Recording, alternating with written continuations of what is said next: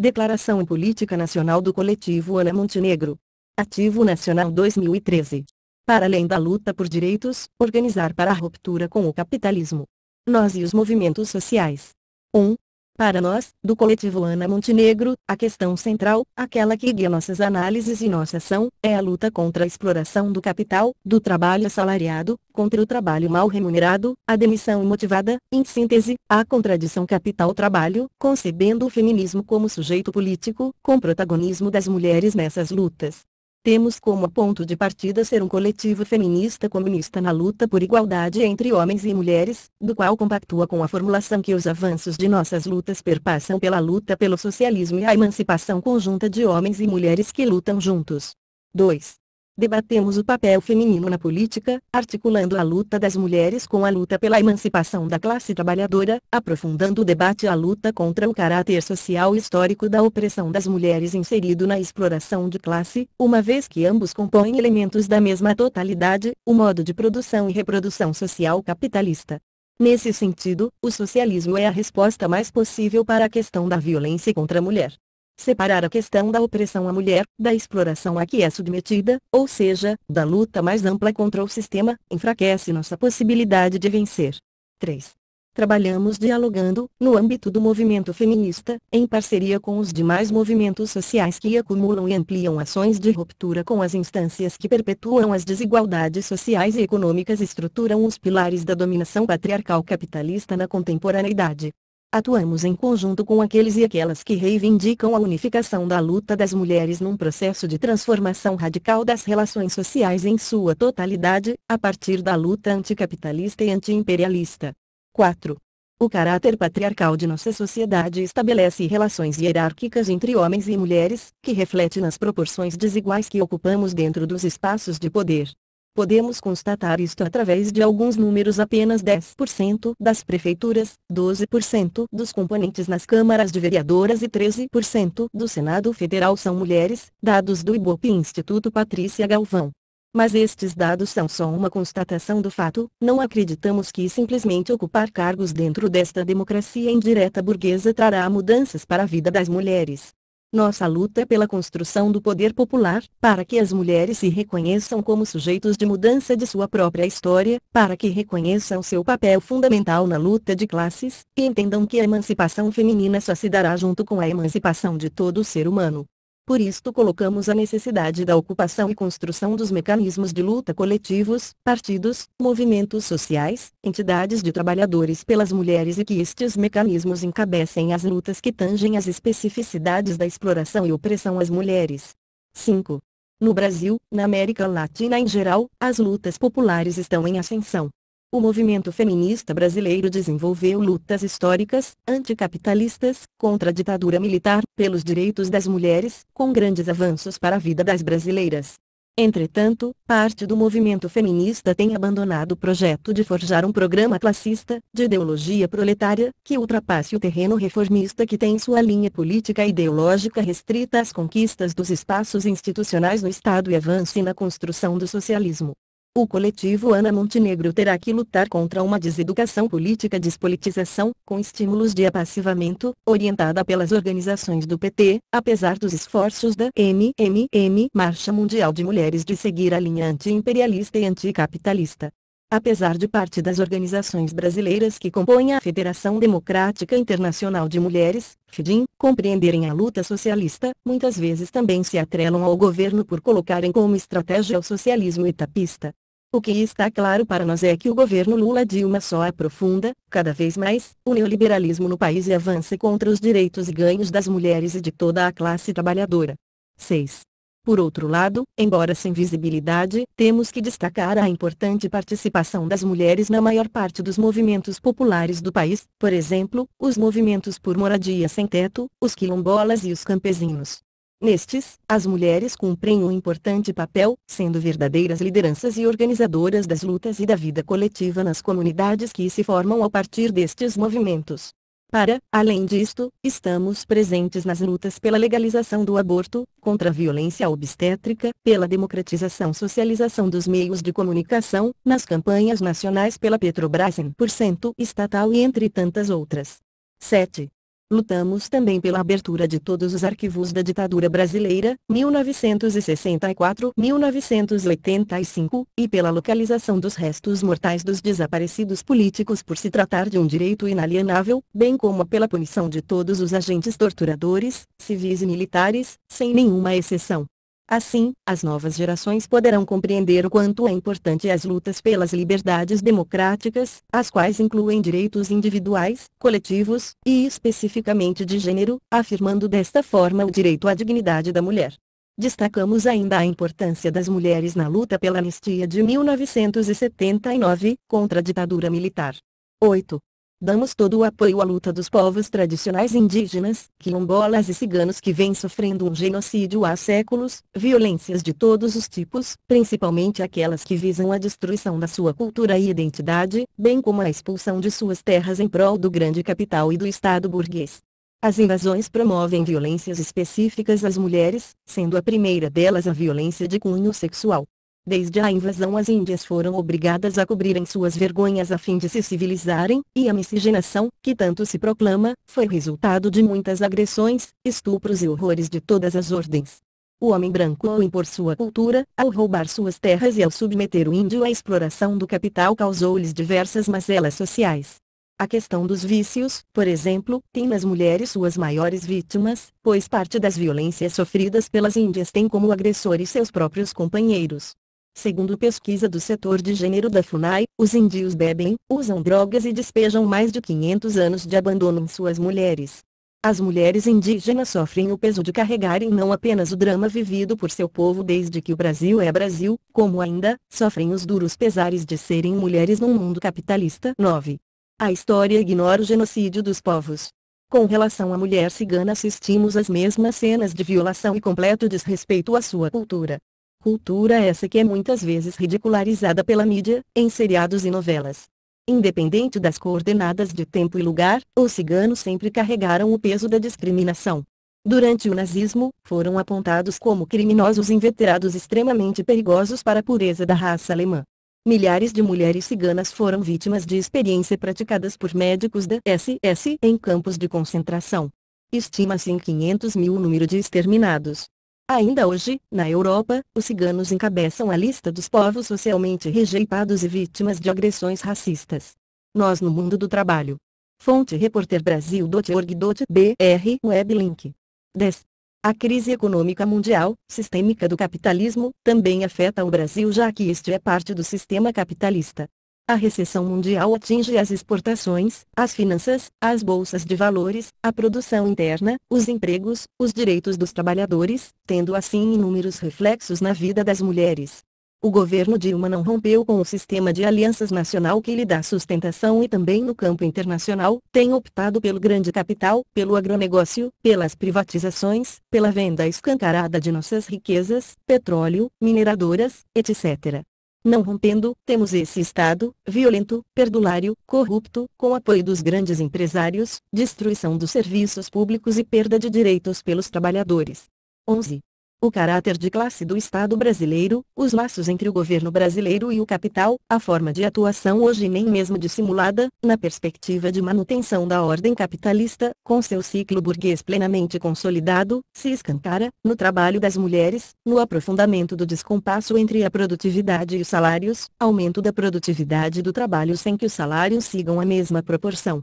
Nos ataques aos direitos trabalhistas e previdenciários, nas tentativas de controle sobre a gravidez das mulheres, na não legalização do aborto, na privatização das creches e serviços de saúde, na concentração de terras pelo agronegócio, nas privatizações no endividamento das famílias, na concessão dos veículos de comunicação sem marco regulatório, permitindo a formação de verdadeiros impérios fortalecedores da dominação ideológica no país, que insistem em desrespeitar a imensa diversidade humana dos trabalhadores e das mulheres brasileiras. 12. O governo ataca direitos duramente conquistados pelos trabalhadores e trabalhadoras como no Acordo Coletivo Especial ACE, Acordo Coletivo Especial pelo qual o negociado prevalece sobre o legislado, com o PL da terceirização, quebra de direitos civis, engavetamento de projetos, como o de salário igual para trabalho igual, tão caro às trabalhadoras, e não atendimento pela reforma da Previdência. 13.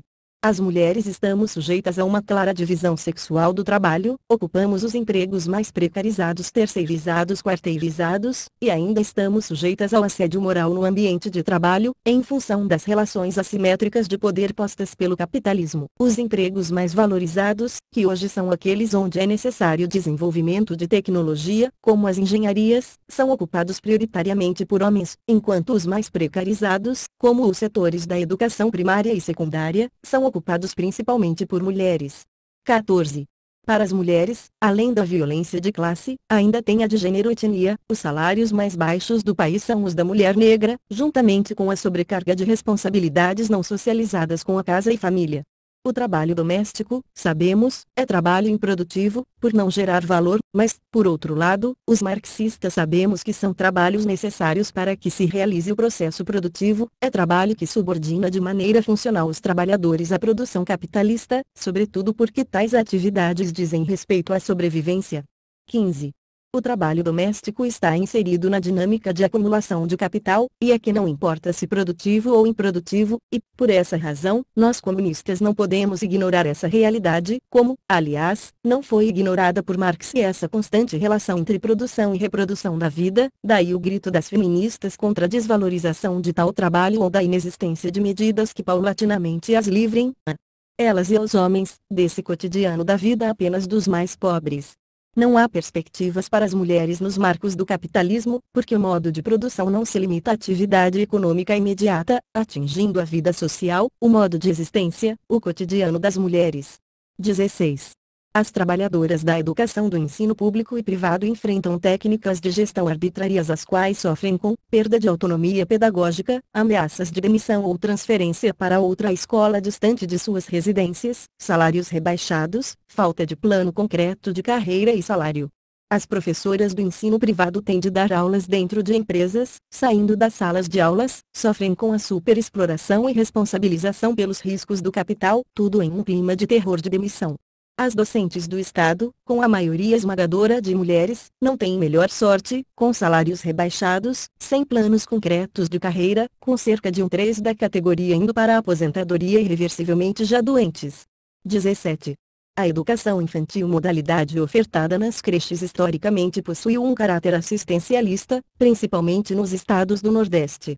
Embora os ambientes escolares exerçam um papel social, a creche não deve ser vista como abrigo, lugar, para acolher crianças em vulnerabilidade social. A visão assistencialista revela um conceito de que a criança e sua família devem ser olhadas como necessitados do auxílio e não sujeitos de direitos. O poder público deve garantir que a população seja acolhida em outros espaços coletivos adequados e de direito para lazer, saúde, alimentação.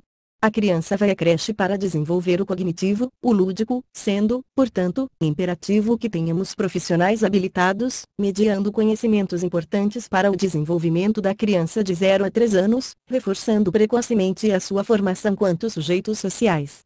No entanto, o que se assiste é a utilização deste direito como um instrumento para angariar votos nas comunidades, em que há uma necessidade sistemática destes espaços, numa tentativa de conformação de currais eleitorais, tão amplamente difundidos nas comunidades marginalizadas pelo poder público. 18. As mulheres, ao longo da história, sempre foram cuidadoras das atividades domésticas e da família, sendo também responsáveis pelos cuidados dos enfermos. Com as modificações econômicas e sociais ao longo do século XX, as mulheres foram incorporadas aos setores formais do trabalho em saúde, passando a ocupar diferentes serviços em hospitais e clínicas, sendo majoritária em diversos setores. Ocupamos mais de 80% dos cargos em alguns serviços. Hoje as mulheres médicas jovens já perfazem cerca de 53,31% desta ocupação, dados do Conselho Federal de Medicina, CFM. Apesar desta incorporação, as condições de trabalho e opressão não são diferentes de outras profissões. Somos submetidas a altas jornadas de trabalho, em turnos estafantes, com condições insalubres, baixos salários e ainda sujeitas a uma suposta hierarquia e machismo que existem entre médicos e outros profissionais da saúde, enfermeiras, técnicas de enfermagem, nutricionistas, fisioterapeutas, onde somos a imensa maioria. A precarização e privatização do SUS e as precárias condições de saúde da população refletem imensamente nestas condições de trabalho, acarretando graves danos à própria saúde física e mental do trabalhador. 19. Negros e mulheres são os grupos que ficam mais tempo desempregados no Brasil, segundo pesquisa feita pelo DIESE, Departamento Intersindical de Estatística e Estudos Socioeconômicos, publicado no Globo, do dia 18 de agosto de 2013, e, quando empregados, estão nos serviços mais precarizados, os terceirizados e quarteirizados. Os estudos de 2011 divulgados pelo DIESE e pelo SEAD ainda apontam que a taxa de desemprego e renda dos negros é maior entre os trabalhadores do país. 20. Nas operadoras de telemarketing e call centers, nas quais quase 80% são mulheres jovens sem experiência no currículo, negras e homossexuais, o trabalho é de cunho polivalente, multifuncional, estressante, muito mal remunerado, com alta taxa de rotatividade, 42%, dito feminino entre as mulheres de 18 a 26 anos de idade, onde somos uma reserva móvel de força de trabalho, o que significa dizer, com um nível altíssimo de intensificação da exploração dessas trabalhadoras. 21. O trabalho fragmentando de forma sexista em desfavor da mulher, em especial o das mulheres negras e dos homossexuais, é desenvolvido em cabines isoladas, sob um rigoroso controle e cobrança intensa por metas e resultados entre as trabalhadoras, com a consequente perda do sentido de solidariedade na intersubjetividade com as outras trabalhadoras, e, portanto, numa relação social brutalizante, ou seja, a cara do capital na sua luta contra a inevitabilidade de suas crises. 22. A rotatividade, a impressão e o sentimento de grande oportunidade que têm as trabalhadoras sobre tais empregos, com as dificuldades de organização da classe, é um desafio para Ana Montenegro trabalhar politicamente com essas mulheres, o mesmo ocorrendo com segunda fonte de trabalho das mulheres, que é o emprego doméstico. 23. Melhor situação não tem as trabalhadoras nas linhas de montagens da indústria. Na Zona Franca de Manaus, o Ministério Público do Trabalho apurou péssimas condições de trabalho, haja vista o enorme faturamento de aproximadamente 60 bilhões de dólares, onde 50% desse montante é remetido às matrizes normalmente no exterior, sem pagar qualquer imposto e sem qualquer contribuição social que vise beneficiar as que verdadeiramente produzem. 24. Na multinacional sul-coreana Samsung, lucro líquido no ano de 2012 de 22,3 bilhões de dólares, abastecedora de toda a América Latina, na qual trabalhadores ficam até 10 horas em pé e preparam caixas de telefone celular com carregador de bateria, fone de ouvido e 2 manuais de instrução, em apenas 6 segundos, e após tal etapa, na linha seguinte de montagem, há que escanear o pacote em 2 pontos diferentes e em seguida colocar uma etiqueta. Em um único dia, a tarefa chega a ser repetida até 6.800 vezes pela mesma trabalhadora. A montagem de um smartphone, feita por dezenas de trabalhadores dispostos ao longo da linha de produção, leva 85 segundos. Já um ar-condicionado split fica pronto em menos de 2 minutos. Os salários de modo geral são verdadeiras migalhas e as trabalhadoras permanecem algemadas ante o contingente de mão de obra esperando uma vaga para ganhar aquelas migalhas. É tanto que as trabalhadoras após os 40 anos de idade são consideradas desnecessárias para tal trabalho. 25. Intolerável a revivência do trabalho escravo da juventude do norte do país, das mulheres africanas e bolivianas na cidade de São Paulo, na indústria e comércio de roupas, nos canteiros de obras, nas hidroelétricas, nas cidades, nos ribeirinhos, e, no campo em propriedade do latifúndio assassino. A vida das mulheres nas grandes cidades. 26. O capital aglomera populações, concentra os meios de produção e a força de trabalho, reúne condições para o seu desenvolvimento, portanto, a cidade é desenvolvida com essa lógica, daí a contaminação dos espaços urbanos, as dificuldades da mobilidade urbana, sua situação militarizada, mínimo atendimento à saúde e educação, enfim, tudo é construído e desenvolvido na lógica do desenvolvimento e expansão do capital e não da pessoa. Com sua dignidade humana, o Estado burguês brasileiro atende às exigências colocadas pelo capital. Nesse sentido, as linhas de transporte, ônibus, trens e metrô, levam e trazem gado para a ida e volta do trabalho. O transporte coletivo é extremamente precário e caro, priorizando o lucro das empresas de transporte e o benefício da indústria automobilística. O trânsito, com tantos transportes privados circulando, ficou insuportável. 27. As praças são poucas e pequenas para o aglomerado urbano, com seus espaços disputados por crianças, jovens com seus CATs, adultos e idosos. A acessibilidade aos espaços e transportes públicos aos portadores de necessidades especiais e idosos são coisas raras, vistos em lugares pontuais, devido ao estrangulamento dos investimentos públicos, em favor do pagamento da dívida externa. Os banqueiros fazem das filas dos idosos uma mentira. As manifestações culturais, mercantilizadas pela indústria cultural, são reduzidas aos espaços pagos. Enquanto a cultura popular é marginalizada em guetos. Manifesta-se nas ruas a discriminação de classe, raça, etnia, sexual, uma violência militarizada, com os pobres, maioria nas grandes cidades, vivendo estigmatizados e segregados. Essa é a vida nas cidades. 28. Os programas sociais para as mulheres reforçam preconceituosamente o papel social de cuidadora da mulher. O programa de moradia Minha Casa, Minha Vida, propõe, em tese, o atendimento prioritário às mulheres, porém, na realidade, não beneficia as mulheres exatamente por serem mulheres, mas sim por serem mães e chefes de famílias, responsáveis pelos cuidados com os filhos, com os idosos, portanto, aprofundando e legitimando desse papel maternal, olvidando o necessário recorte de classe, a situação real da mulher trabalhadora. Com trabalho e renda precarizados, sem as creches, sem postos de saúde, em sua maioria, distantes em renda dos financiamentos públicos. Quanto à efetivação da Lei Maria da Penha, não há respaldo seguro nas políticas públicas, já que os municípios não têm casa-abrigo, centros de referência da mulher, os CCMS, investimentos nos servidores públicos da área, normas de atendimento nos hospitais e demais órgãos públicos. 29.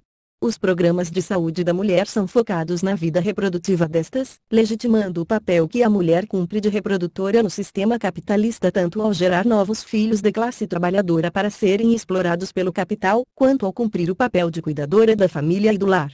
Frutos desta focalização, da negação ao direito ao aborto, da violência obstétrica, da privatização e precarização do Sistema Único de Saúde, SUS, são negadas à mulher o direito ao atendimento universal e integral à saúde. O aborto é a terceira causa de morte materna no país, devido às condições precárias e inseguras em que eles são realizados. Sendo que os que cursam com morte, são maioria feitos por mulheres negras e pobres. 30. Apesar da sua criminalização, é estimado que 2 abortos sejam realizados por minuto no Brasil, IPAS Brasil, sendo uma questão de saúde pública. Mas o que vemos, é um Estado que deveria ser laico, sendo extremamente influenciado pelos religiosos, que só retrocede em relação aos direitos das mulheres e do ser humano. Agora, assistimos o avanço de leis ultraconservadoras sobre a vida da mulher, como a Lei do Nascituro, que avança sobre os direitos anteriormente conquistados, impondo compulsoriamente a maternidade em risco de vida à mulher em casos de estupro. A lei ainda prevê uma bolsa em casos de estupro, legitimando assim a violência contra a mulher, propondo que a mesma seja paga pelo Estado, para ter um filho gerado por um estupro, ou que o estuprador pague esta pensão, impondo assim vínculo da mulher com seu agressor. De acordo com a lei, o conceito não nascido tem mais direitos que a própria mulher viva, indo contra a liberdade, autonomia e direito à vida da mulher. 31. A onda reacionária de caráter fascista em curso no mundo, se expressa aqui no Brasil através da criminalização e perseguição aos movimentos sociais, na homofobia, lesbofobia e transfobia, que cotidianamente faz vítimas em todos os cantos do país, na violência e discriminação contra os imigrantes que foram expulsos de seus países em função do caráter excludente do capitalismo e ainda se deparam no Brasil com uma situação precária e desumana, com condições de trabalho análogas à escravidão. Nestas situações quem mais sofre são as mulheres. As mulheres lésbicas, além de sofrer a exploração do trabalho, ainda estão expostas a uma dupla, tripla ou quádrupla opressão por serem mulheres, lésbicas e parte delas pobres e negras. As mulheres imigrantes, além de estarem expostas aos trabalhos mais exploradores e espoliadores, ainda sofrem com a xenofobia. 32. Ao mesmo tempo, vemos um extermínio e encarceramento em massa da juventude negra das favelas e ocupações urbanas, vítimas da violência do Estado, que cumpre cotidianamente seu papel de manter a ordem estabelecida. Mães perdem seus filhos e maridos cotidianamente, vítimas das práticas truculentas e de extermínio da polícia militar, que legitimam suas ações através de um suposto combate às drogas, como o caso recente do ajudante de pedreiro Amarildo de Souza, torturado e morto pela polícia militar do Rio de Janeiro. Além de extermínios diários de jovens, ainda vemos verdadeiras chacinas, como a que aconteceu entre os dias 12 e 20 de maio de 2006, em São Paulo, onde policiais e grupos paramilitares de extermínio assassinaram no mínimo 493 pessoas, em uma suposta ação contra ataques do PCC. A criminalização de jovens negros é mais uma forma de legitimar a criminalização e controle dos movimentos sociais urbanos e de controlar a juventude que está à margem desta sociedade, e que se coloca, de alguma forma, fora dos ditames do capital. O coletivo Ana Montenegro se solidariza ao movimento Mães de Maio, que luta pela verdade, pela memória e por justiça para todas as vítimas da violência contra a população pobre, negra, indígena e contra os movimentos sociais brasileiros, de ontem e de hoje. 33. O Brasil tem hoje a quarta maior população carcerária do mundo, e diferente do argumento conservador que diz que estas pessoas vivem bem, elas estão, na realidade, sujeitas a péssimas condições de sobrevivência. Neste cenário, a invisibilidade da situação de milhares de mulheres que se deslocam semanalmente para os presídios para visitar seus maridos, filhos, pais e irmãos, e sofrem cotidianamente com o transporte até os presídios, com as imensas filas para as visitas e com a violenta e humilhante revista íntima. 34. Além disso, não podemos deixar de ressaltar o aumento do número de mulheres presidiárias, conforme os dados do DEPEN, Ministério da Justiça, dezembro de 2010. Entre os anos de 2000 e 2010 este aumento foi de 261%, mais do que o dobro dos homens, sendo que a maioria destas mulheres está em situação de vulnerabilidade e exclusão social.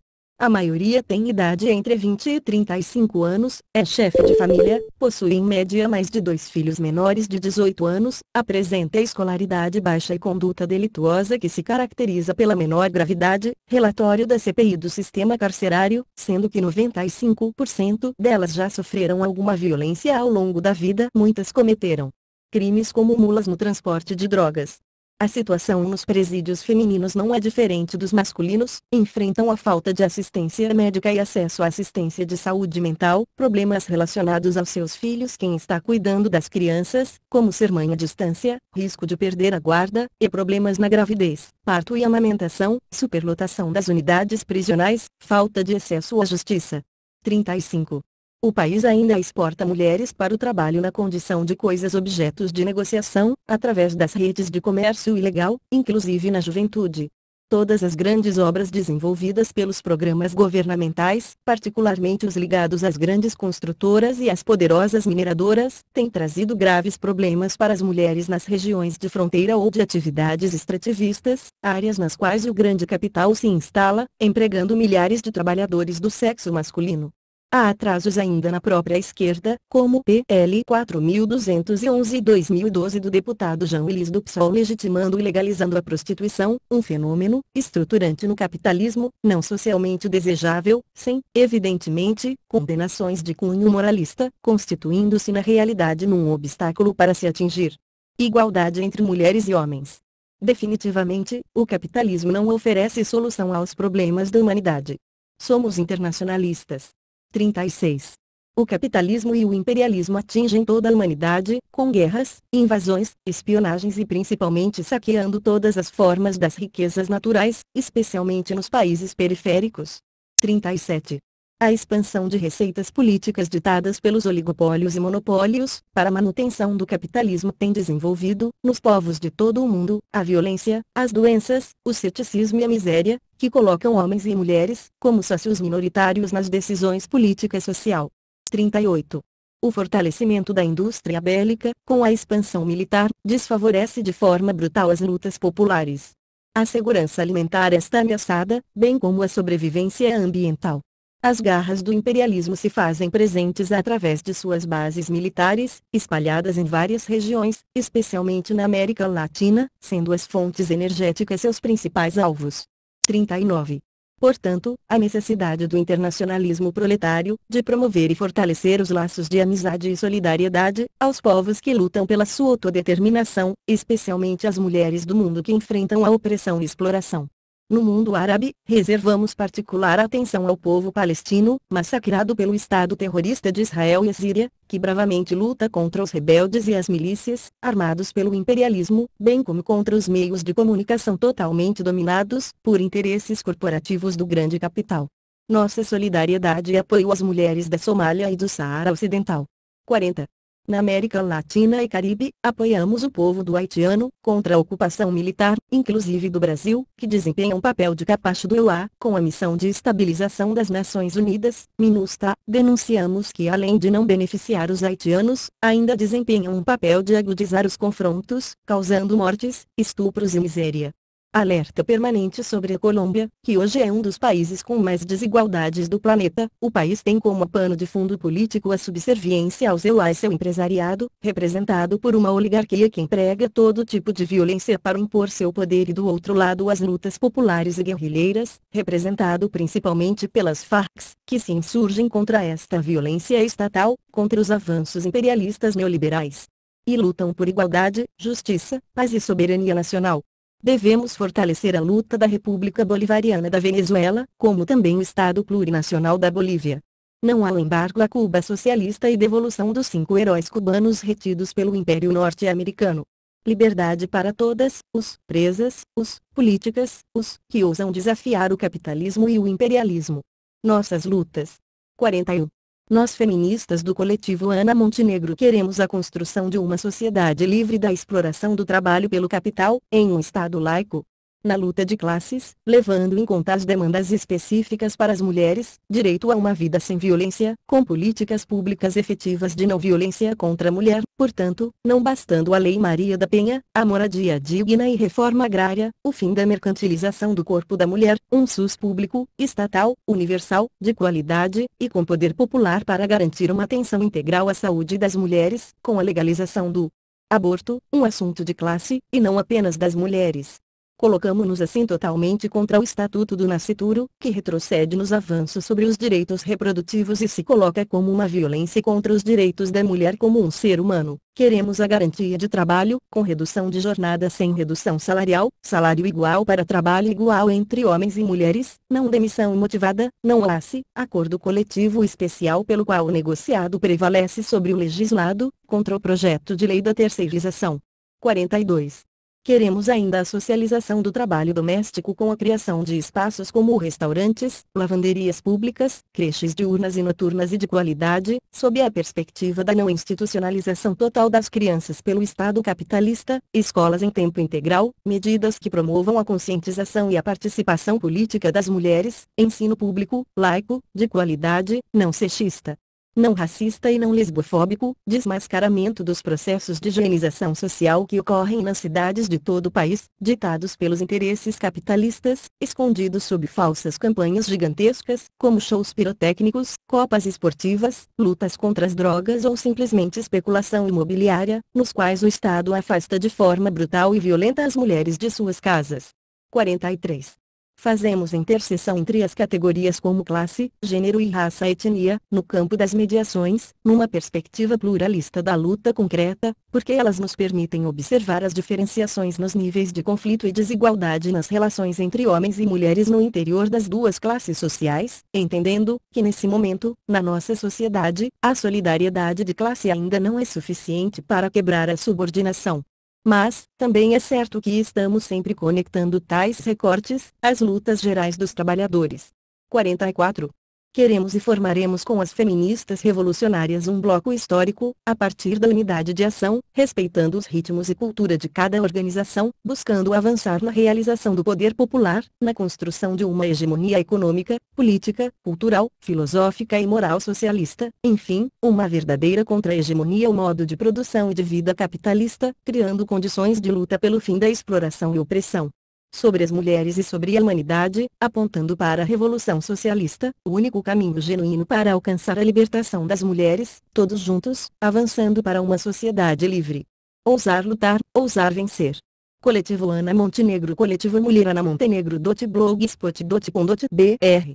Tive a honra e a alegria de conviver com a indomável e meiga Ana Montenegro, no Comitê Central do PCB, de 1982 até o desaparecimento físico dessa revolucionária. Na luta interna contra os que queriam liquidar o partido, sua voz contundente e altiva os calava e os envergonhava.